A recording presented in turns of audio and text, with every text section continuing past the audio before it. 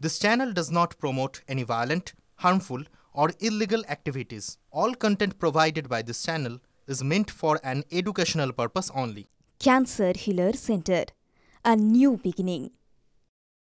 ফের কি অনুব্রত অনুগামীদের দিকে তীর ছুড়লেন কাজল শেখ? কেন কথা বলছি জানেন? কারণ দলের একাংশকে তরমুজরূপী তৃণমূল বলে কটাক্ষ বীরভূম জেলা পরিষদের সভাধিপতি। 24 নির্বাচনে অনেকে পাঁচিলে উঠে বসেছিলেন, 26 ভোটেও তারা তাই করবে।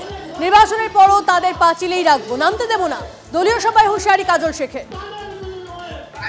তরমুজ তাদেরকে বললাম 19 নির্বাচন, 21 নির্বাচন, 23 নির্বাচন, 24 নির্বাচনে যারা পাঁচিলে চেপে বসেছিল, যারা ভাবছিল তৃণমূল কংগ্রেস দলটা আসবে কি আসবে না, তাদের ওপরটা তৃণমূলের মতো ছিল, ভিতরটা তাদের সবুজ ছিল না, তাদের লাল ছিল, গেরুয়া ছিল, তাদেরকে বলেছি। এখন দেখতে পাচ্ছি বীরভূম জেলাতেও কিছু তরমুজবাজি তৃণমূল রয়েছে, তাদের উদ্দেশ্যে কথাটা বলেছি। কারণ আমরা দেখতে পাচ্ছি বীরভূম জেলার বিভিন্ন ব্লকে যে একটা ঝামেলা লাগানোর চেষ্টা করছে নিজেদের মধ্যে, সেই জন্য সে তৃণমূলদের আমি আজকের মঞ্চ থেকে সাবধান করতে চাইছি।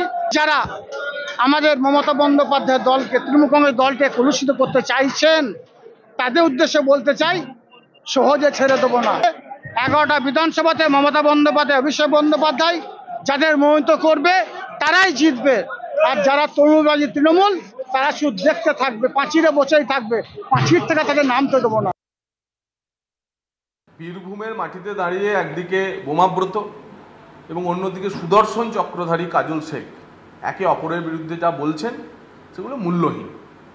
আসলে যেটা হচ্ছে, বীরভূমের মানুষ বুঝতে পেরেছেন যে দুটিই সমান আপদ, দুটিই সমান বিপদ, এবং সেই কারণে কে কাকে তরমুজ বলল, কে কাকে অন্য কি বলল, তাতে আমাদের রাজনীতি, বীরভূমে বিজেপির রাজনীতির কোনো ইতর বিশেষ হয় না।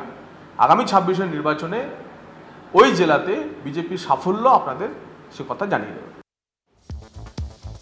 তৃণমূলের গোষ্ঠীদ্বন্দ্বে উত্তপ্ত গৌহাটের মান্দারণ পঞ্চায়েতের শকুনজলা এলাকা। পঞ্চায়েত থেকে ঈদের সরকারি উপহার সামগ্রী বিতরণ নিয়ে বচসার সূত্রপাত।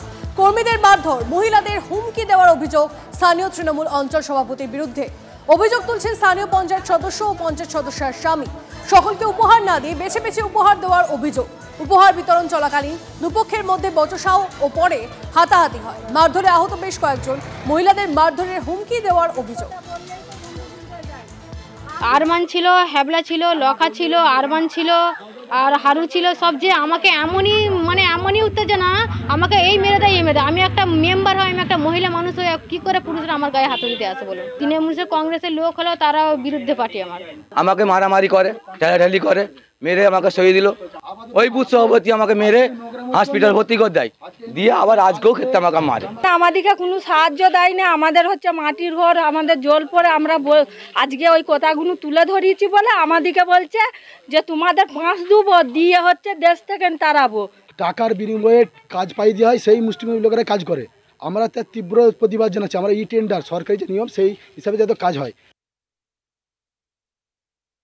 আমরা লিয়েছি, ভাগ করে নিয়েছি এরকম, এটা পুরোপুরি মিথ্যে কথা এবং অক্লান্ত ভাষায় গালাগালি করে এসছে। এবং আজকে আমার প্রতি তাড়া নিয়ে, লাঠি নিয়ে আমি বাড়িতে ছিলাম, আমাকে মারার দিয়ে এসছে।